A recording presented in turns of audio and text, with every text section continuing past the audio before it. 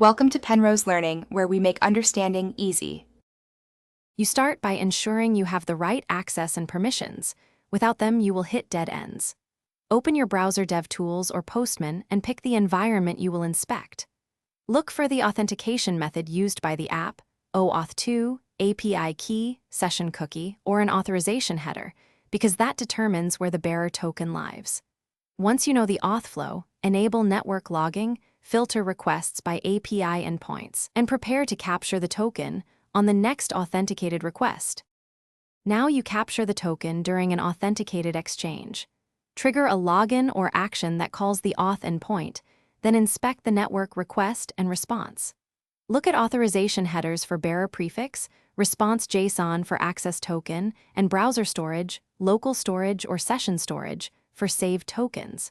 Make sure to check cookies for session tokens if needed. Copy the token exactly, note its expiry and scopes, and confirm token type is bearer so you can use it in authorization headers. Finish by using the token in your API calls. Include authorization, bearer followed by the token, and validate responses. If you get 401 or 403, first check whether the token expired, refresh it or re-authenticate, and make sure your system clock is accurate to avoid clock skew issues. If problems persist, verify cores, token scopes, and permission grants, regenerate credentials, or revoke old tokens when necessary. Troubleshooting tip: capture logs of failing requests and compare headers and payloads to a working example to spot differences quickly.